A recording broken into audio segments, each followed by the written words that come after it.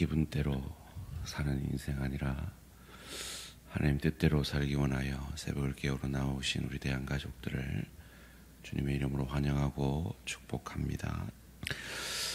살아계신 하나님 참 감사합니다. 시한부 인생인 우리의 남은 삶 가운데 가장 젊고 아름다운 이 복된 한날을 허락하여 주시니 감사, 찬양, 영광을 돌려드립니다. 아무 뜻 없이 보내는 하루 아니라 오늘도 날 구원하신 예수 그리스도를 조금 더 닮아감으로 내 기분, 내 생각, 내 감정대로 사는 하루 아니라 주의 성령의 충만함으로 성령께서 내게 말씀하시는 대로 내게 원하시는 대로 살아감으로 가정을 일터를 주의 교회를 유익게 하는 복된 한날 되게 하여 주시옵소서. 오늘 사랑하는 내 지체를 발인하는 시간을 앞두고 있습니다. 갑작스런 죽음으로 슬퍼하는 유가족들을 위로하여 주시고 천국 소망으로 그 슬픔을 이기게 하시며 이런 갑작스런 죽음이 내게는 예외라고 생각하지 않게 하시며 우리도 언제 하나님 앞에 설지 모르는 연약한 시한부 인생인 것을 다시 한번 새기며 더욱 두렵고 떨림으로 구원을 이루어가는 우리 모든 대한가족들 되게 하여 주시옵소서. 암과 싸우고 있는 사랑하는 내 지체들, 경제적 어려움으로 하나님의 도우심을 구하며 자녀의 앞길을 위해 기도하는 부모의 기도,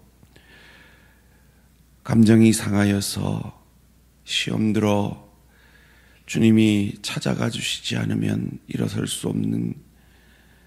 힘조차 없는 사랑하는 내 지체들, 관계의 어려움으로 아파하고 있는 내 지체들을 주님 찾아가 주시고 만나 주시고 역사하여 주셔서 다시금 일으켜 세워 시간을 낭비하고 있을 우리가 아니라 기분대로 이 세상을 살 우리가 아니라 어찌해서든 하나님의 뜻을 이루며 하나님께 영광을 돌리다 가야 할 인생인 것을 다시 한번 기억해내는 복된 우리 대한가족들 되게 하여 주시옵소서.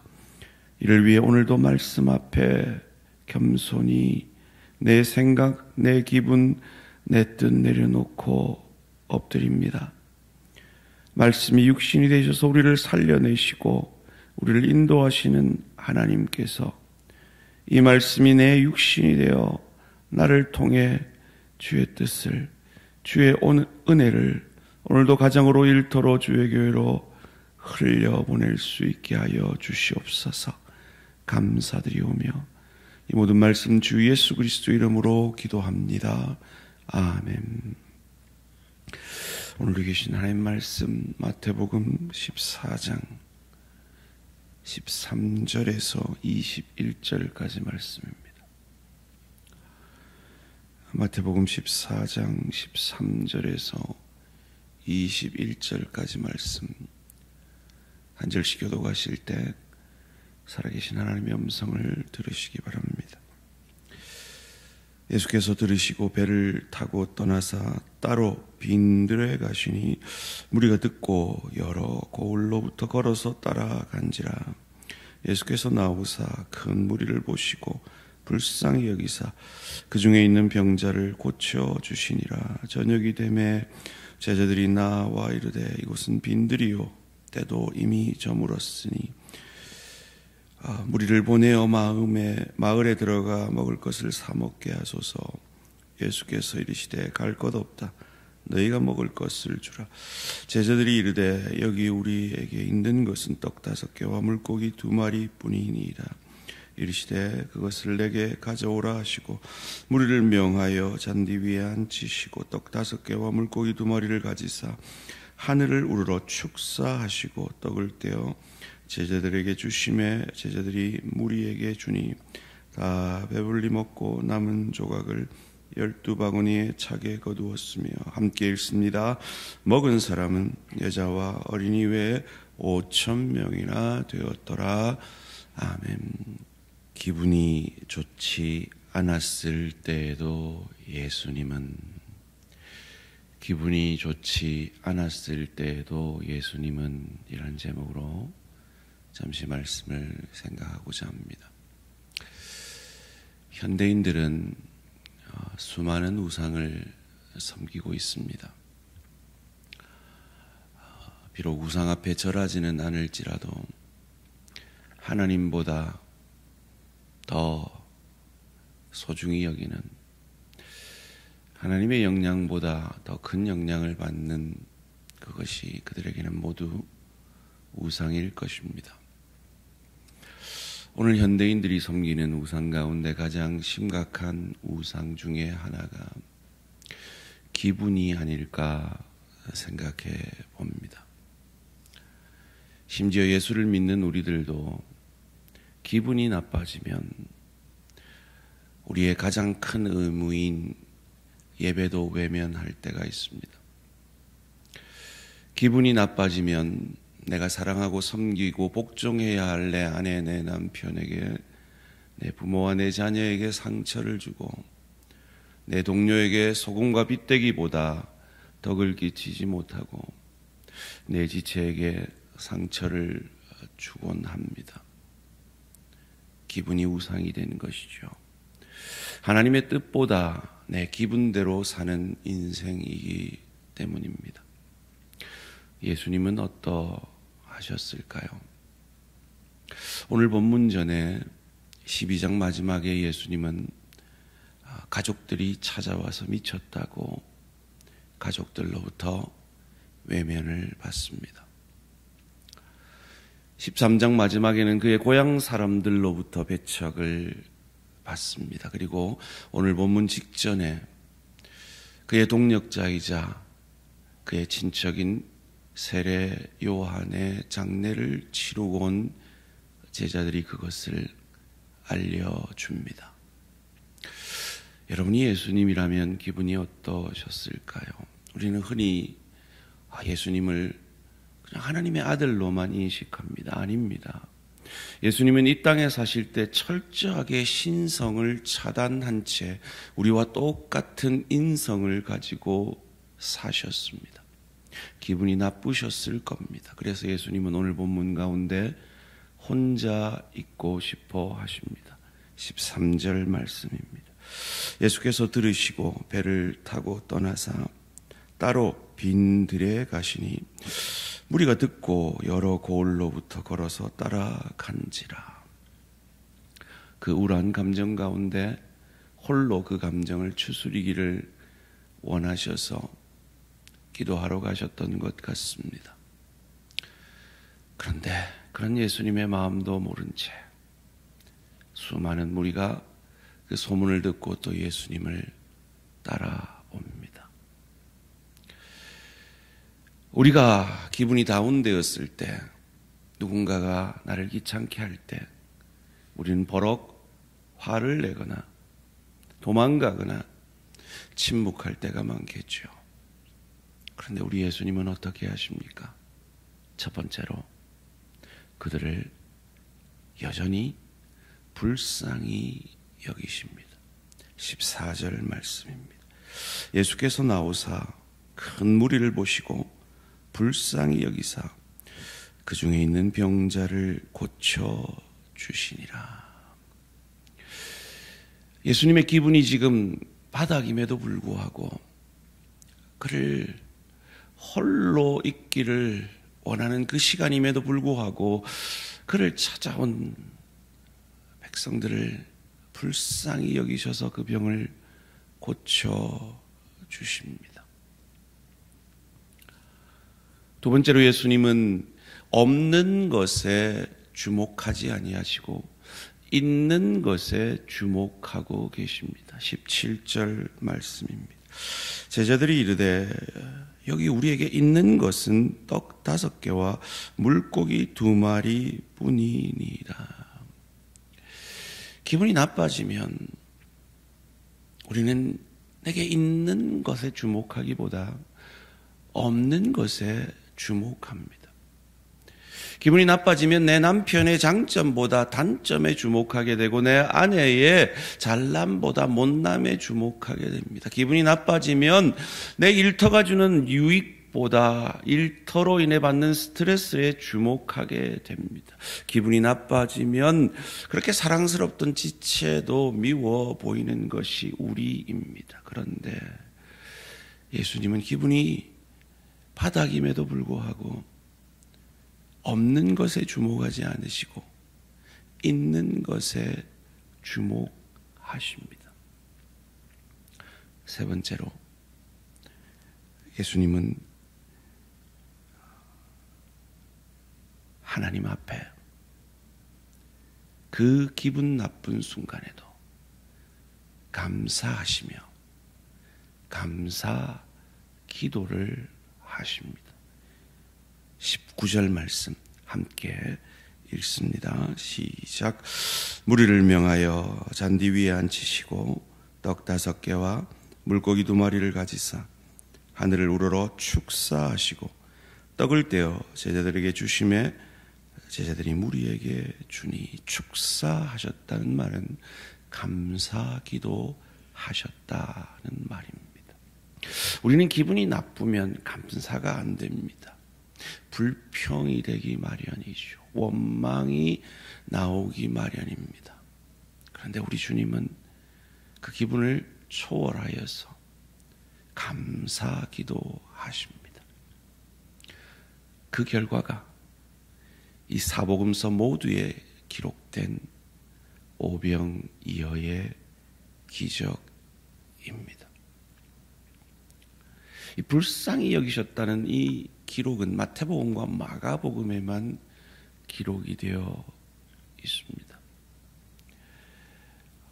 예수님의 그 마음을 주목하고 있는 것이죠. 가족들로부터 미쳤다고 외면받았습니다. 고향 사람들로부터 배척받았습니다. 함께 그 구원의 길을 가던 동력자 세례 요한을 잃었습니다. 예수님도 우울해졌을 겁니다. 예수님도 기분이 나빴을 겁니다. 그럼에도 불구하고 그는 여전히 불쌍히 여겨주셨습니다.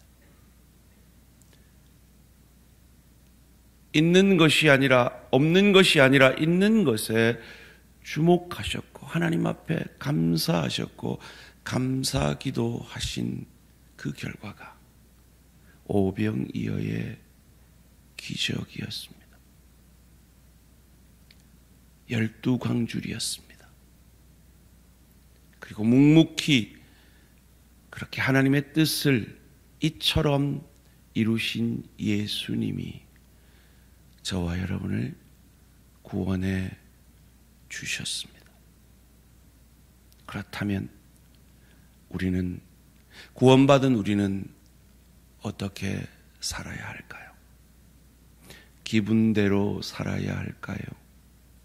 아니면 예수님처럼 하나님의 뜻을 이루는 삶을 살아야 할까요?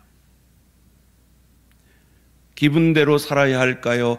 내 주변에 불쌍히 여겨야 할 자들의 주목하고 그들을 도와야 할까요? 없는 것에 주목하며 불평하고 원망하며 살아야 할까요? 있는 것에 주목하며 자족하는 삶을 살아야 할까요? 감사기도 해야 할까요?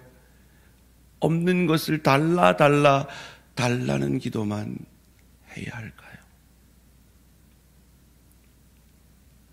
오늘 이 현대인들의 우상, 기분의 우상,